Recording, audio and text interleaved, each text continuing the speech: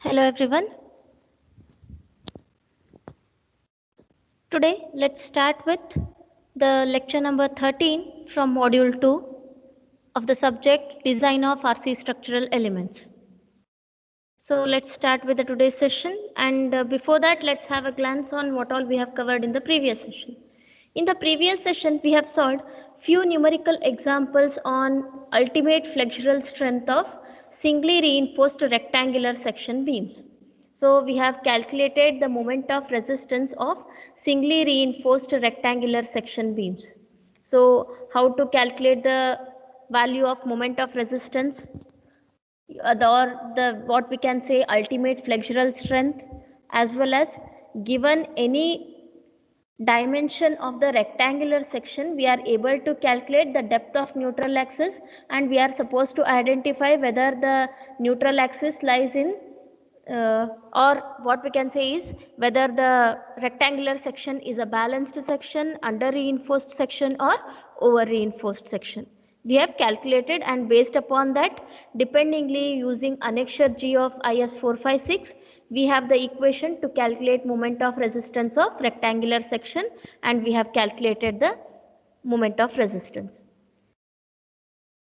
Now along with this, next, today we shall solve few more numerical examples on ultimate flexural strength of singly reinforced rectangular section beams, but only the or the higher version of this is going to be calculating the load acting on the member. If you know the moment of resistance of the rectangular section, you will be calculating the load acting onto the structure. So that we are going to calculate it today. And what is the compressive force, what is the tensile force given the value of AST, or calculating the AST given the moment. So the combinations we can solve today. And after the end of this lecture or this session, again we should be able to find out the depth of neutral axis, decide the type of section, and calculate the ultimate flexural strength of singly reinforced rectangular section beams. Along with that, if any other parameter is being asked, we should be able to calculate that also. So with this background, let's start today.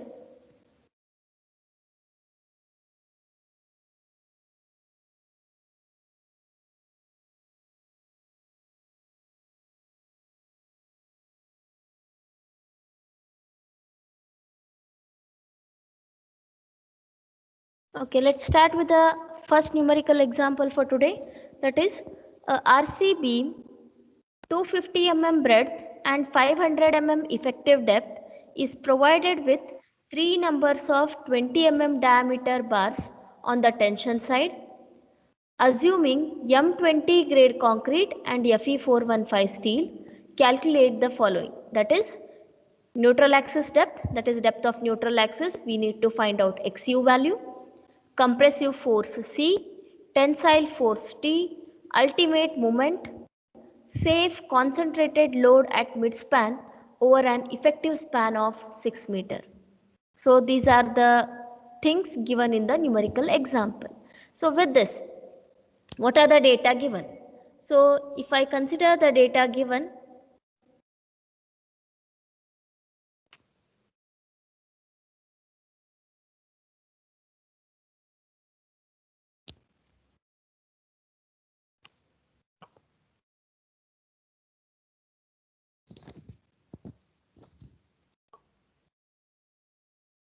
let me draw the rectangular section here.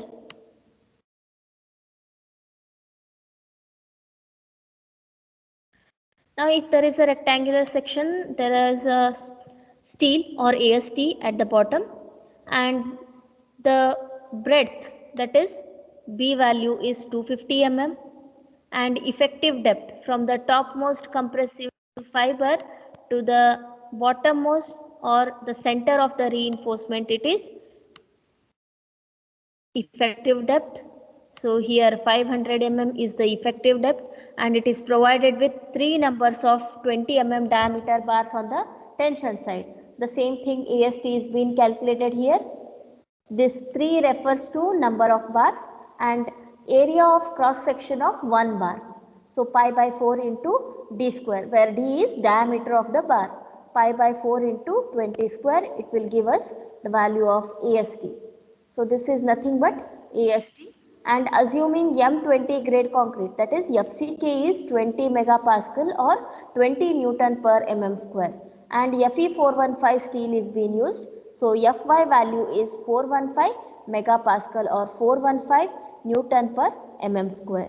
So these are the data given to you. What exactly we need to find out? We need to find out the depth of neutral axis, that is XU. We need to find out XU, and we need to find out the compressive force, that is C. We need to find out the tensile force T, and ultimate moment, what we can say it as mu or mr, any notation you can use. So if I say ultimate moment as mu, I need to calculate mu for the section. Safe concentrated load at midspan, if I say the load at midspan be P, I need to calculate that P over an effective span of 6 meter. That means the span or the value of L effective is 6 meter. Now let's start with the calculation. First and foremost, what is being asked? It is being asked to find out the depth of neutral axis. So how can we calculate the depth of neutral axis?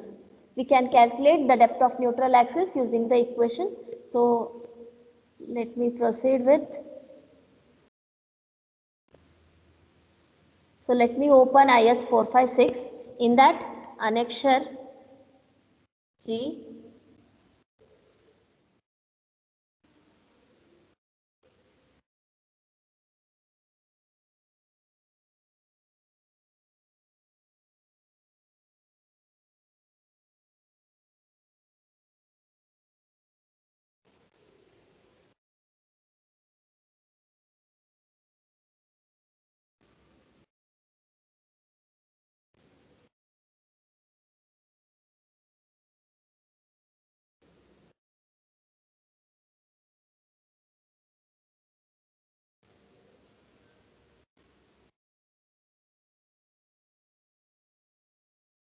yes. Here we can find out the depth of neutral axis from the following equation, that is XU by D is equal to 0.87 Fy AST divided by 0.36 FCK into BD. So Fy value is given to us, that is the grade of steel is given. AST value we have already calculated, that is 3 bars of 20 mm diameter. FCK value is given, B and D value given. So given with these values, what we can do is we can calculate the value of depth of neutral axis. We can calculate the value of depth of neutral axis. Once we calculate the value of depth of neutral axis,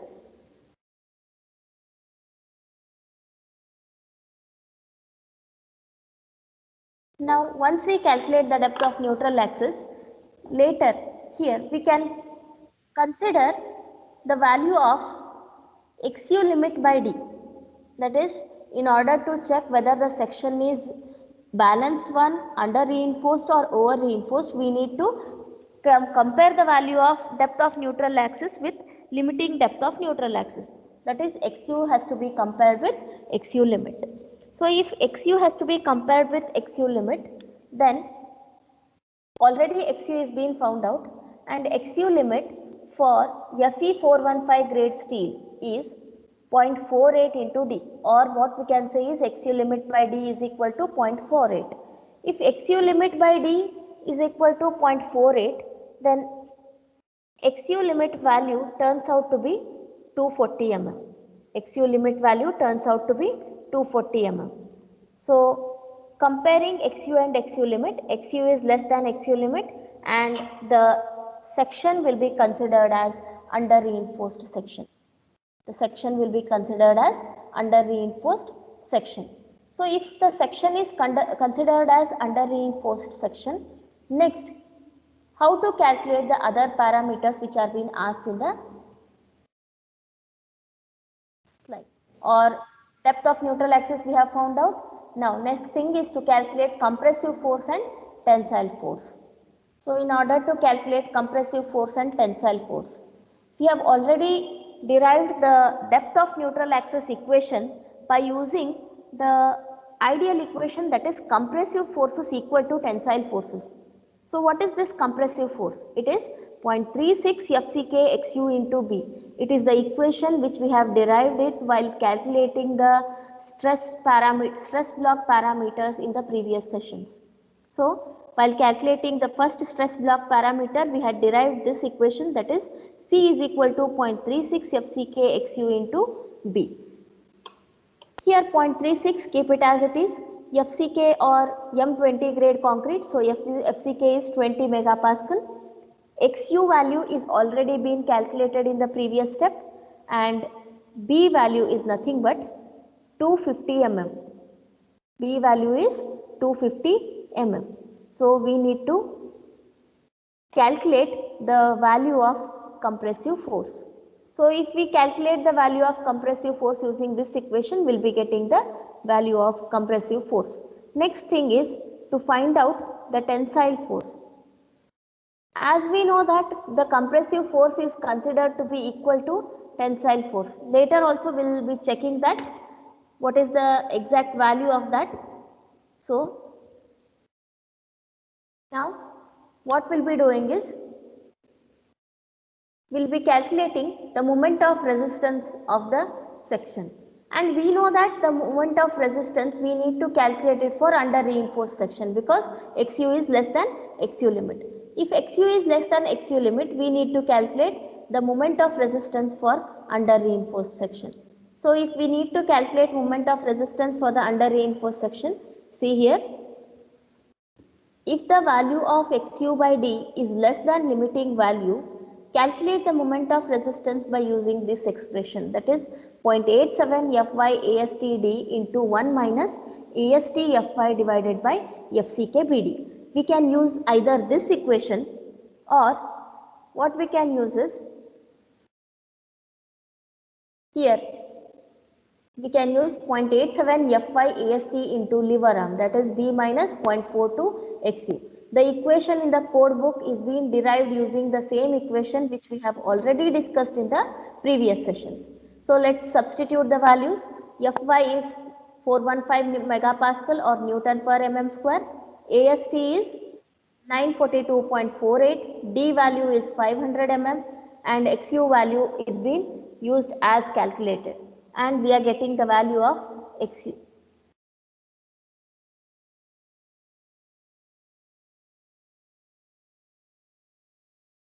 We are getting the value of MU. Now once we get the value of MU, next thing what we need to find out. Now we have found out depth of neutral axis, compressive force, ultimate moment. We need to calculate safe concentrated load at the midspan. Safe concentrated load at the midspan. So if we consider simply supported beam,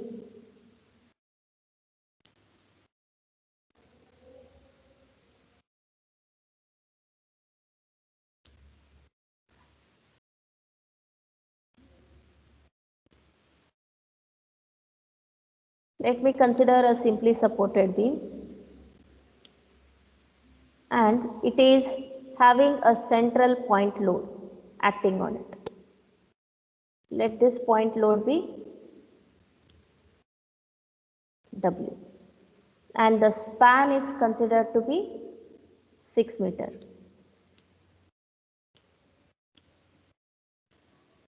Span is 6 meter. Now if this is the load acting, we need to find out what is the value of this load acting on the beam. Now what we can say is, this load is responsible to create the ultimate moment or the ultimate flexural strength of the beam. So what we can say is, what is the moment carrying capacity of this beam? So what is the maximum bending moment which is created on the beam due to this load? So what we'll do is, we'll be calculating MU. What is MU?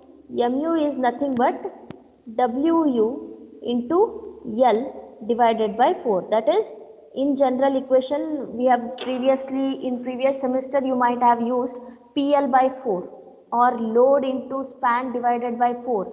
If it is a concentrated load at the mid span, what is the maximum moment on the beam?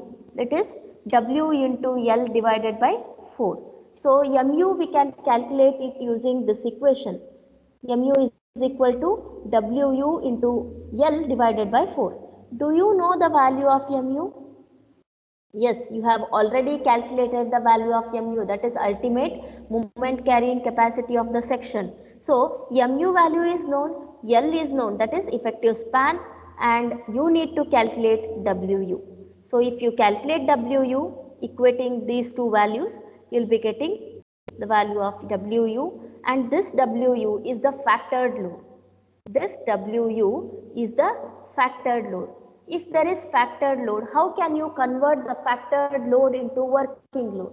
It is by dividing it with a factor of safety of 1.5.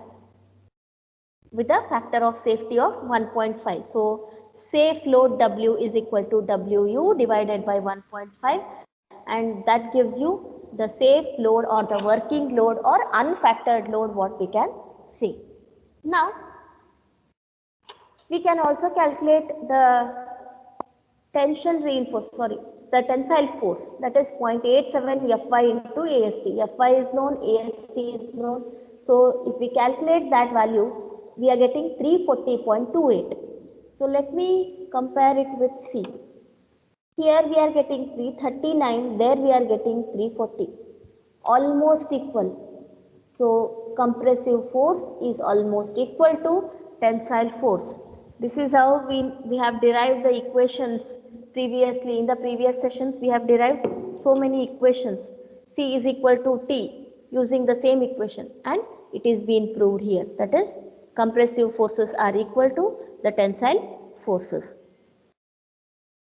So with this, let's proceed with the next numerical example. That is, a singly reinforced beam 200 mm into 600 mm is being reinforced with 4 bars of 16 mm diameter with an effective cover of 50 mm and effective span is 4 meter. Assuming M20 grade concrete and Fe215 steel, let the central load or calculate the central point load that can be carried by the beam in addition to its self weight. So the breadth is 200 mm and overall depth is 600 mm, and it is being reinforced with 4 bars of 16 mm diameter. So AST is this much, and effective cover of 50 mm, or what we can say is D dash. Effective span is 4 meter L, assuming M20 grade concrete, that is FCK, and Fy is 2 feet. Here it has to be 250, just make a note. 250 steel, that is 250 megapascal. You need to calculate the point load in addition to the self weight.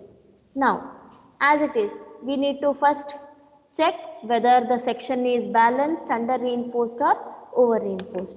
In order to check, again you will be using the same annexure G depth of neutral axis equation, that is XU by D is equal to 0.87 Fy AST divided by 0.36 FCK BD. So using this equation, you will be getting the value of XU. Now for Fe250 steel, XU limit by D is equal to 0.53. So XU value turns out to be, XU limit value is calculated hence. And comparing XU and XU limit, we can say that XU is less than XU limit, hence the section is considered to be under reinforced. The section is considered to be under reinforced. XU is less than XU limit. Now, once we get to know that XU is less than XU limit, what next can be done is, we can use the codal provisions or the equations in the code, or else we can directly use the basic equations from the first principles, that is MU, moment of resistance of under reinforced section. Moment of resistance of under reinforced section, directly we can use it, or else we can use this equation as 0.87 Fy AST into D minus 0.42 XU, or else the equation from clause B of annexure G IS 456 2000. So that we can use it.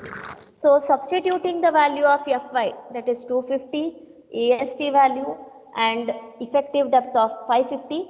This effective depth is directly not given to you. What you are given is effective depth is equal to the overall depth minus effective cover. This value is given to you, so you need to calculate its effective depth as 550 mm and minus 0.42 into XU value. So to convert millimeter to meter, we are dividing it by 10 to the power of 6. So mu is equal to 87.3 kilonewton meter. Now we have the value of moment of resistance of under reinforced section. So now we need to calculate again what is the point load along with the self weight of the beam structure which can carry this moment, Again, let me consider a simply supported beam wherein the self weight of the beam is considered as UDL.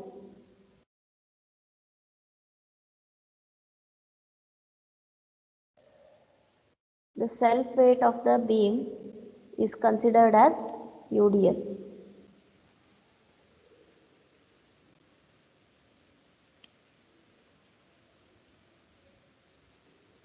And this UDL, along with this CDL, there is a point load acting at the center of the beam. Along with this UDL, there is a point load. Now we need to calculate what is this point load. What is the value of the point load? So in order to calculate this, what we do is, we'll consider the moment carrying capacity of this particular beam is equal to moment due to this dead load. This is dead load. Moment due to this dead load and moment due to this point load or live load. So moment due to dead load. So how can we calculate the amount of dead load? Amount of dead load, here we can consider it as amount of self weight. So in order to calculate the self weight of the beam, what we do is, we'll be considering the rectangular section. The cross section, if I consider the cross section, here it is B and overall depth I am going to consider, that is capital D. So if I need to calculate the self weight of the beam section, it is B into overall depth D, and we'll be considering it for a span of 1 meter. So I'll be multiplying it with 1 into density of RCC, that is 25 kilonewton per meter cube. For RCC it is 25. For plain cement concrete we can consider it as 24.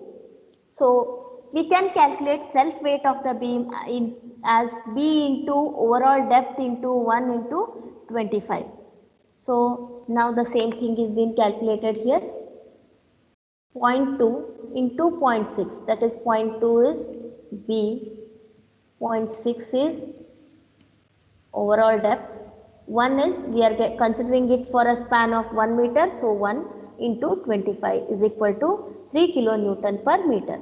So the value of dead load or the self weight acting on the beam is 3 kilonewton per meter. So what is the moment due to this dead load or this self weight?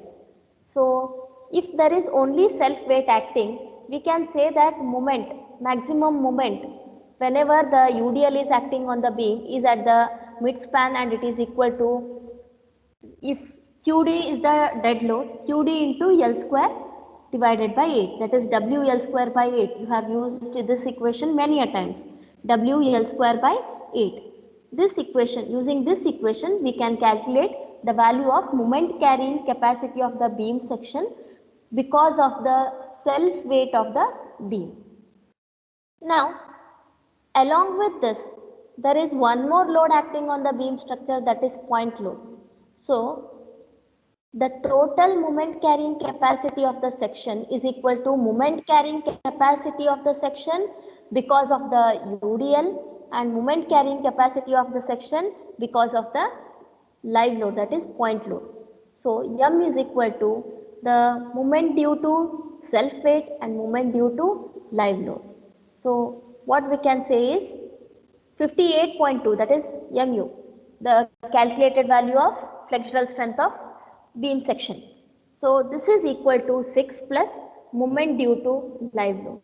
So, what we can say is moment due to live load is 52.6. By taking or solving for this equation, we will be getting this value. Moment due to live load is this much. And what is the maximum moment due to a point load which is been acting at the center point is PL by 4. Again, in the previous numerical, we have solved the same thing. PL by 4 or WL by 4 whenever the point load is acting at the midspan of the beam section. PL by 4. So, with this value, what we can substitute is ML is known to us, that is 52.2 kilonewton meter. We can calculate the value of P and it will be calculated as 52.2 kilonewton. Since it is a point load, it is only kilonewton. So, this is how we need to calculate the point load or the UDL which is being carried upon the beam section. So, whether the beam is acted upon by UDL or point load will be mentioned in the numerical. If there is UDL acting, what we will be using is WL square by 8 will be the maximum value for a simply supported beam. And for point load and simply supported beam, the maximum moment is WL by 4. So, using these equations, we can calculate the load acting on the beam section for a rectangular cross section. So, with this, here we'll end up with the numericals for today. Thank you. Now, if there are any difficulties, you can ask.